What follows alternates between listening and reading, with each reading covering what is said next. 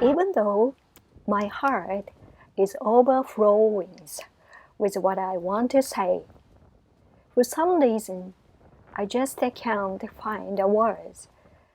I've experienced that frustrating moment countless times.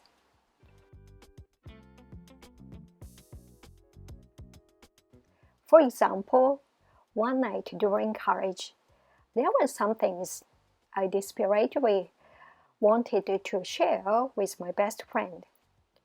She was someone I trusted deeply, and I wanted to share the worries and hopes inside my heart with her.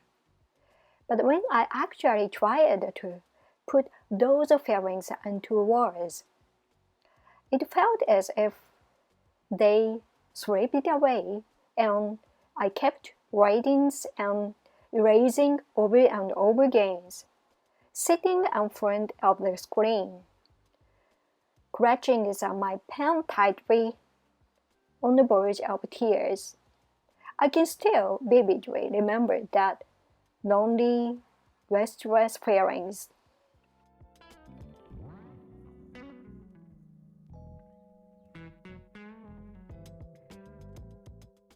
Trying to express feelings that won't come out in words felt like groping through a thick fog. Anxiety and emptiness gripped my chest, and I often found myself blaming myself, wondering why cannot I say what I mean? Yet, after many rounds of revisions, peeling away the filters around my heart and carefully choosing my words again, I began to feel the world inside my brain little by little. I realized that expressing myself is not just about exchanging information, but the process of deeply confronting myself and building a genuine bridge to connect it with others. Putting feelings into words is never easy. To find a right emotion and nuance to pack into a single sentence takes repeated revisions and a kind of intellectual stamina, almost like running a long distance marathon.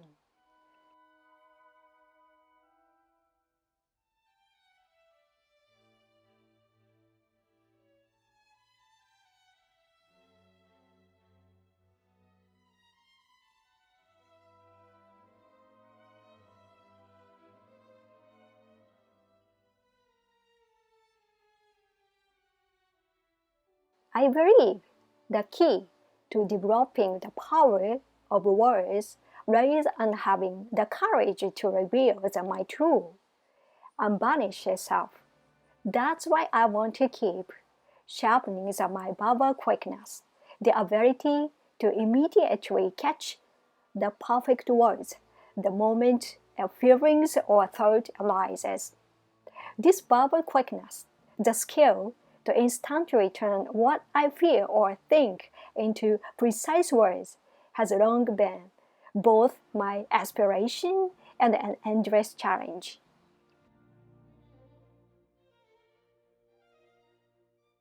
At first, my mind felt like it was caught in a whirlwind of confusions. I had no idea which words would truly convey my feelings and the frustration tightening my chest. But after wandering through words many times, I somehow found my own way to practice and improve. One winter morning during my usual commute, a ray of light broke through the gray sky, brightening an unexpected warmth despite the cold. In that moment, I quickly jotted down a crack of hope in my horn's knot. Those two simple words instantly create a hug in my heart. Building the habit of capturing small daily insight in short phrases like that became it a vital step in nurturing my verbal quickness. Readings has also been like unlocking a treasure chest of words for me. Once a line from a poetry collection that strikes me deeply, I tried copying that beautiful expression into my journal, and somehow my own thoughts flowed out richer and fuller.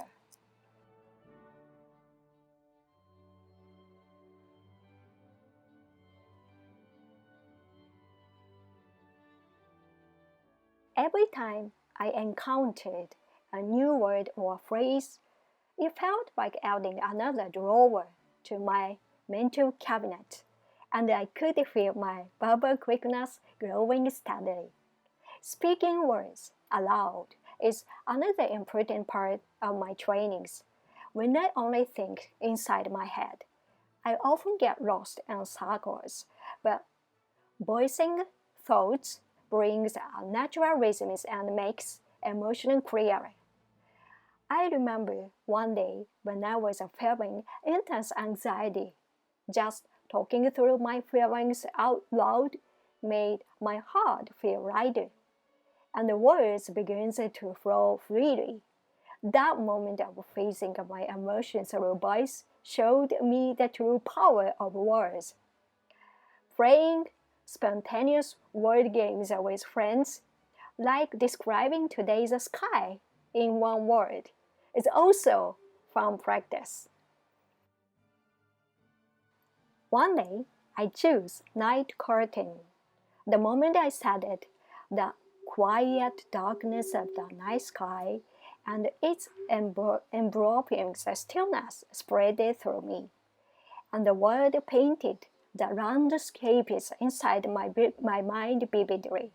These playful exercises help naturally boost verbal quickness. To expand my vocabulary, I immediately look up any words that catch my attention and jot them down on a notebook, making a conscious effort to use them actively. One day, a word I have recently learned fit perfectly into a conversation, and seeing my friend's face light up reminded me how important it is to keep growing my word bank.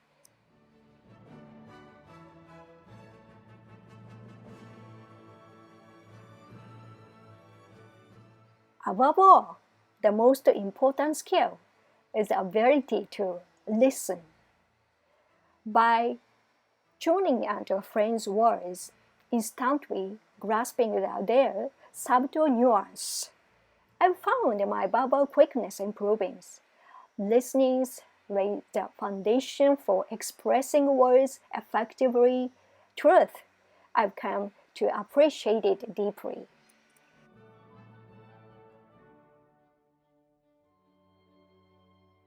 Though all these small efforts have taken time and aren't easy, they have given me real confidence. The exhilarations when words come effortlessly and vividly reflected the depths of my heart is an irreplaceable treasure. I'm still on this journey, but with the joy of exploring the world of words in my heart. I want to keep challenging myself.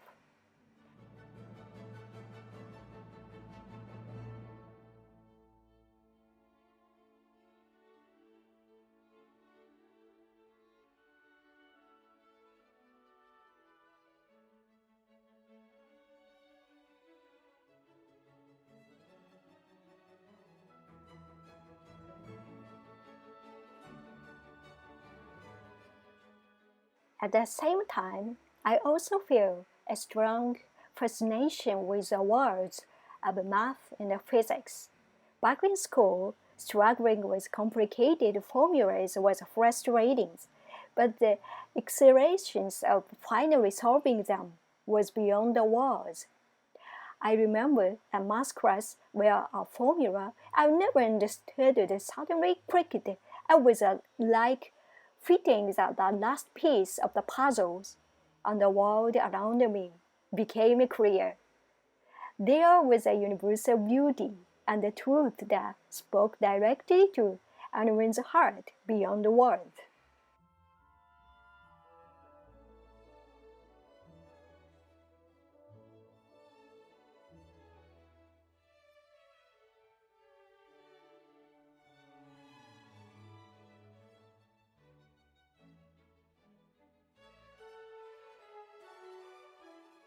When I ride a train or a plane, I feel like I'm warping through time and space. I recall my first flight as a child. I see our crowds outside the window was like another world, and my heart raced with the wonder of how the earth's surface quickly disappeared beneath me.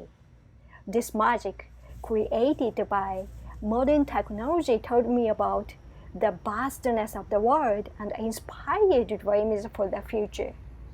Yet, walking or biking slowly through the city brings a completely different feelings. Turning familiar corners, smelling the breeze, and feeling the gases by the roadside, I realize the lines on the map truly connected to the real world. This sense of continuity lets me experience the world's richness reused with my whole body. In those moments, I'm deeply moved by how abundant and multidimensional the world truly is. At first glance, putting the world into words and understanding it through math and physics may seem like a completely different realm, but I believe they are connected at the root. Both are tools to know and communicate about the world, and both are equally precious to me. While sometimes feeling overwhelmed by the sea of words, reflecting on my emotions and thought, and marveling at the roles of the universe hidden in formulas, I believe these experiences touch the world's vastness and depths. Through them, my words gradually gain color and reflected what I want to express more vividly. I believe I heard strongly.